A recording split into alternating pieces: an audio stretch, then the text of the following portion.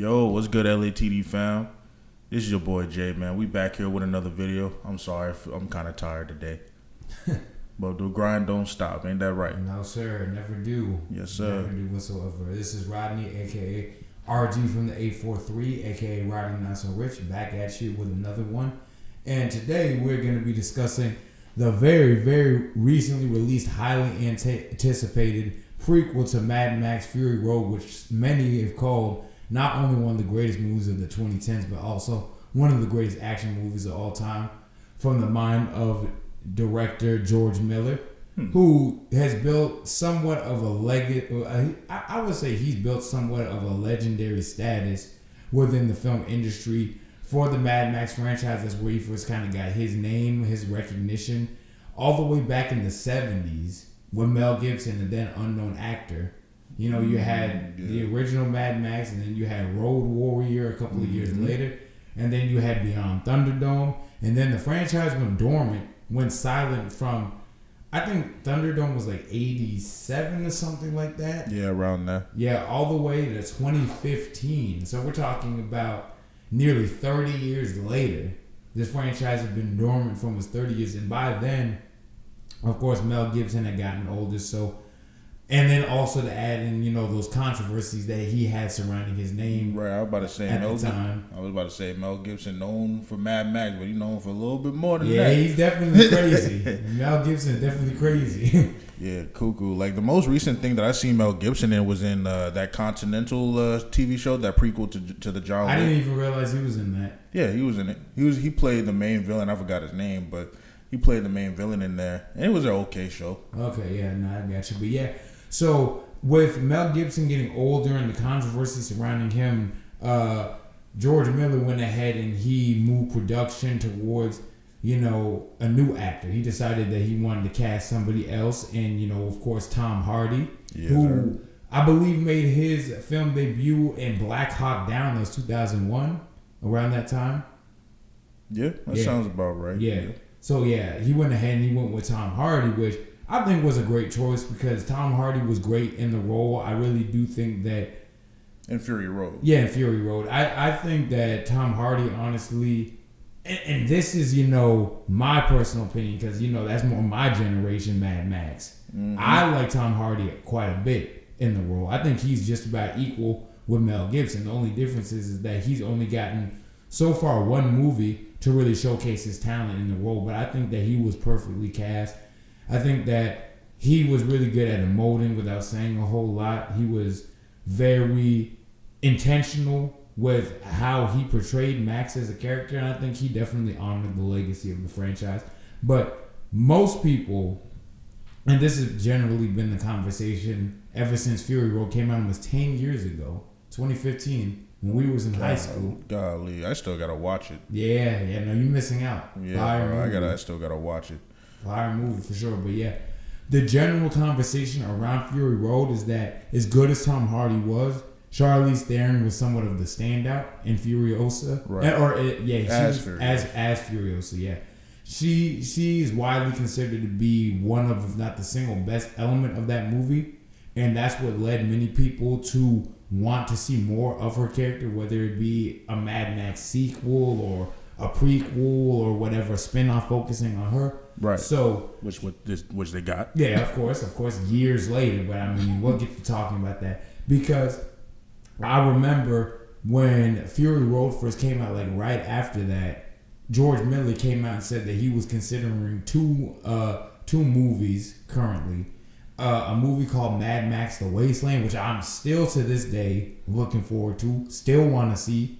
Let's hurry up, Miller. You know, Tom Hardy ain't getting any younger, but we don't want to wait. We don't want to wait another 9 years. Yeah, exactly. But yeah, so it was that and a Furiosa story, and obviously the Furiosa story went out. And the reason that this movie took so long to come out was generally due to like production. I don't even think it was so much production issues. I think it was more to do with like George Miller and the studio execs not seeing eye to eye. So it stalled production on the movie for a number of years, and so, you know, finally they were able to work out their issues. They were able to like settle their disagreement, and then, you know, it was announced that Anya Taylor-Joy would be playing Furiosa in a Furiosa prequel. So that was a very interesting decision. I think a lot of people actually did want to see Charlize Theron back in the role. I don't think it would have worked. At least not now. I mean, I think people were more so wanting to see maybe a sequel or some kind of involvement with Furiosa. Right. Charlize Theron, but that didn't work out. We ended up getting Anya Taylor-Joy. She's been around for a minute. She really broke big, I believe. And funny enough, the same year as Mad Max Fury Road, The Witch, A24. Yep. I think that was Anya Taylor-Joy's first big breakout role. Mm-hmm. And so go ahead. No, it was The Witch. Yeah, and all these years later, here she is starring as Furiosa now. Getting into the movie, first of all, what did you think of it? I thought it was actually really good. Yeah. Okay, maybe really is a stretch, but I thought it was good though. Yeah, I thought it was good. I enjoyed it for sure. There was no dull moments in the movie though. Yeah, I agree. Like the action was cool, and one thing that I did like about it as well is that they used very little dialogue in the movie. Yeah. But you could see how each character was being expressed and everything. That's what pretty much told the story, was telling the story right there. Shoot, most of the talking didn't even come from Anya Taylor-Joy. Yeah, it came from most of the people around her. Right, and especially Chris Hemsworth, who does a very good job as well. Y'all know Chris Hemsworth. He's from the MCU. He plays Thor. Yeah. But he's also in other movies, mostly just Thor. Mostly just Thor. He was in that, oh my gosh, Men in Black International 2019. I never even saw that movie. I ain't watching that shit.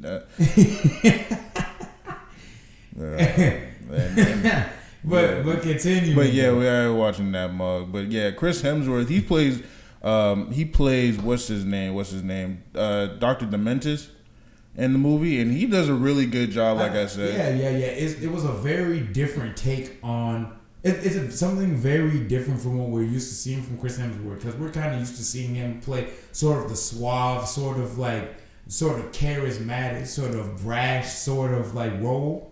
Right. And it was just interesting to see him play sort of a more down in the dirt, grittier type. And the thing is, this isn't really his first foray into being a villain, because there was a movie called what was that movie? It came out in 2018. Bad Times at the El Royale. Mm-hmm. Yep. Yeah, and he played a villain in that, and he was really good as a villain there. And I remember thinking that back at the time, I was like, man, I would love to see Chris Hemsworth play, roles that are a little bit out of his comfort zone, a little bit different from, the stereotypical kind of stereotypical, I guess, charismatic sort of noble hero type. Yeah, things we're used to seeing. So I was like, yeah, I would love to see him play something else. Right. Oh, go ahead. I'm sorry. No, I was just saying, I would love to see him play more of a villainous sort of menacing role, and I think he definitely delivered with this. This movie right here, I think with Chris Hemsworth, he actually managed to basically transform and disappear in the movie. I didn't really see Chris Hemsworth in this role, which, with him being as synonymous with the character as he is, because he played Thor in what ended up being the highest grossing movie of all time in Endgame. So we're so used to seeing I know it's hard to believe, and it made $2 billion, but it got dethroned by Avatar, which and they but that's a whole nother topic. But so us being so used to seeing Chris Hemsworth play Thor, it was really impressive, at least from my perspective, to see him sort of embody a different role, for him to disappear and sort of become like a character actor, kind of get into, being this role so much that you don't even recognize him. It's not just because of this big plastic nose they have on his face. Yeah, I could think of a couple of Michael Jackson jokes, but but yeah, I get the point though. Yeah, exactly. No, I was just saying, but it's one thing I did like, and another thing I liked about Chris Hemsworth here is his biggest flaw was in in my opinion, one of his worst movies, is one of his most flawed movies was Thor: Love and Thunder. Yeah, where he's really just played up to be a big goofball, nothing.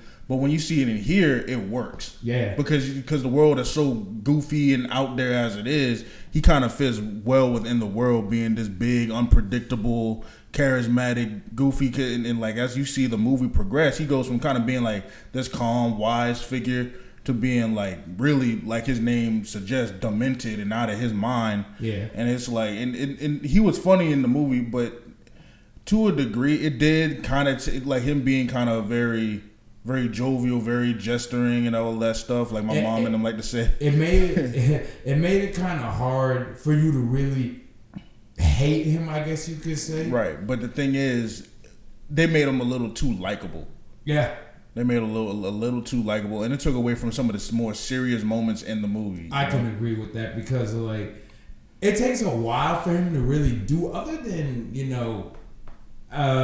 what happens at the beginning of the movie where he kidnaps Furiosa and whatever. Right.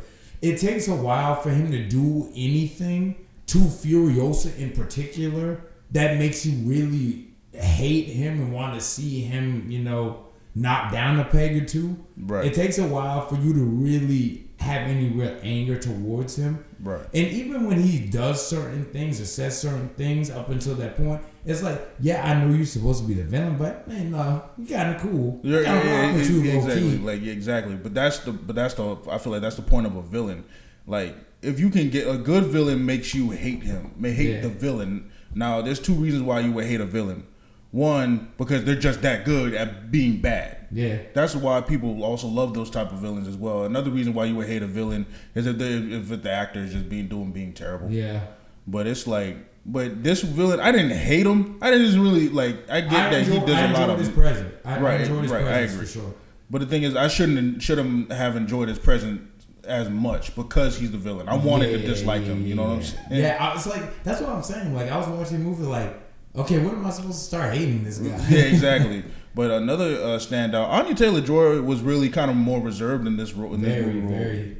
But I think it worked. Definitely. Considering like what she was going through, what she had lost, just her life and everything that she had, around her. Right. It was very reserved for the fact that I think that, she was just a very quiet sort of all business type of character because that's the world that she's grown up in and she's raised in.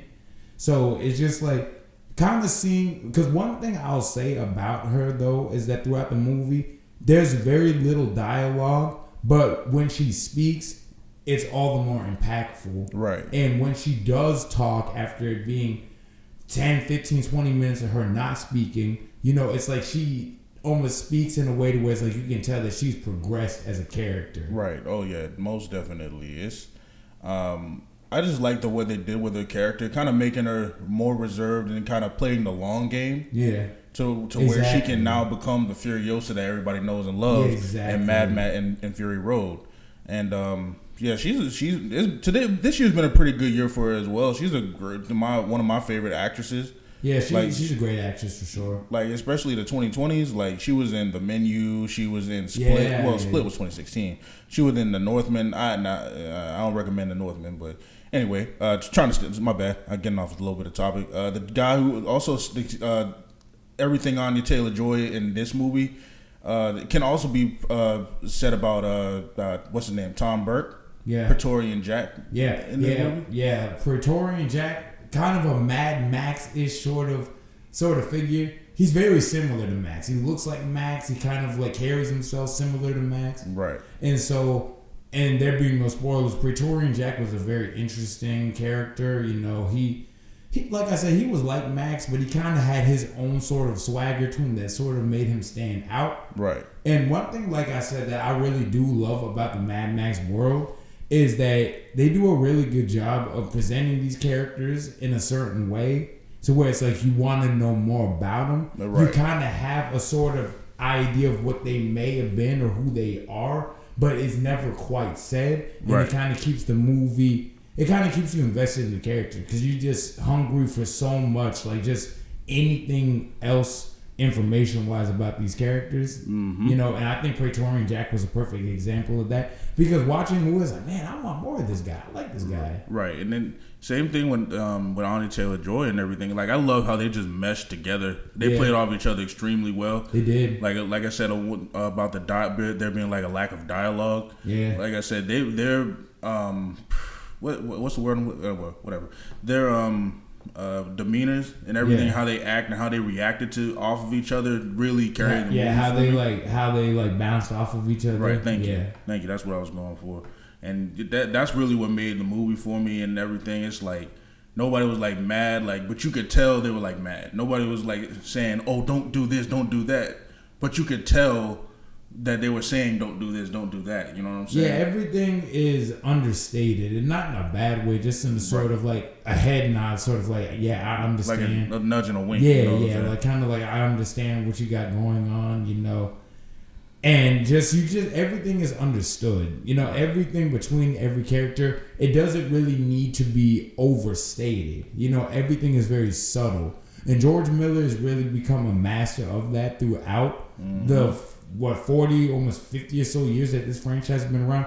He's gotten really good with telling his character story with as little dialogue and as little exposition as possible. Exactly. And that's something that you really don't see a whole lot in modern filmmaking. You know, a lot of people want everything to be overly explained and, you know, overly simplified. But with this, like, he really lets you figure the characters out for yourself. With his little, you know, dialogue and exposition. Treats his audience with respect. Yes, exactly. And another thing too, like, but the biggest part about this movie that made it shine was the action in it. Oh, definitely. Like, that's what you go to a Mad tough, Max. bro. That's what you go to a Mad Max movie for. Like, I was in the movie theater, kind of like smiling and smirking. Yeah. And I'm like, okay, that was tough. I ain't gonna lie. Especially when you see how Furiosa loses her arm. And everything, and then you just see her driving away. I'm like, all right, that's tough. I ain't gonna lie. Oh, yeah. Now, this franchise has become synonymous for its action. You know, this is considered to be one of the greatest action movie franchises, you know, ever. Right. It's long been considered to be that, and this movie only furthers its legacy. Right. Yeah, it only further adds to that prestige that it's kind of earned. Because I know everything about Fury Road. Everybody loved that one chase sequence because it was like all done with like practical effects. Yes, exactly. And everything, and it felt the same way here. Yeah, it felt the same. Everything felt practical. I couldn't tell if anything was CGI or not. I think there's just one moment, you know, with the action where I could kind of tell it was a little bit CG. Yeah, it was a little bit CGI, but it didn't really kill it. It didn't take away from how impressive the stunt work was, the choreography, the general direction. Everything was just like very tight, very concise, very deliberate. Exactly. I 100% agree. With that being said, though, this is where the movie does suffer, is the story. I can agree with that. Yeah, it so kind of suffers with the story, because a lot of the times I was thinking, like, where are we going with this? Yeah, I agree. And it was almost to the point where I started dozing off a little bit. Yeah. As far at least earlier in the movie when she's still like a little girl and stuff like that. Oh, most definitely. I feel like the beginning is like the slowest. Yeah. And it takes a while, and I feel like that's a little bit intentional. Yeah. It takes a while for it to build up to where it's like, oh, now like we're getting into like the meat of the movie. Right. And I kind of wanted to see more where she was from as well. Like, yeah. That would have been a good place to start out as well. Yeah. Because a little bit more knowledge on the green places that she had mentioned in Fury, because that's where they're going to in Fury Road. Okay. And we didn't get to see it because, you know, spoilers, you know, it had all dried up and, you know, the crops died. Why did you tell me that? I didn't see Fury Road. My fault. I mean, the movie been out for almost 10 years, Jay. I don't care. Whatever, Brad. Whatever. Anyway. But my point, though, but my thing is that, you know, you hear so much about the green place in Fury Road and you don't really ever get to see it. So this movie, one of the things I was most excited for was to see this green place and to see everything about it. But we really don't get to see a whole lot of it. Because it just, at the beginning of the movie, it just jumps right into the action. And like I said, that's where the story really just suffers for me. Until it gets to about the midpoint of the movie where she's like all the way grown up. Yeah, she's getting older, thank you. Yeah. Is when when the movie starts really getting, ramping up, you know, and it's almost to the level of kind of like a David Leitch movie. Yeah. Like where it's a bunch of action. It's just a more well, not to the degree of David Leitch, but it's more of a tighter David Leitch movie. No disrespect to George Miller and nothing like that. Yeah. But that's kind of how I compared it, this story wise. Mm-hmm. Like full of action, great action by the way, awesome set pieces. But when it comes to the story and where everything is going, that's where it kind of fell off for me. Yeah, I agree with that. It definitely is slow in telling its story, and it's not very story involved. It's really like kind of in a way. I feel like, and this is no sort of disrespect to George Miller, of course, but I almost feel like the story kind of is an excuse for each and every set piece that takes place in this movie. Yep.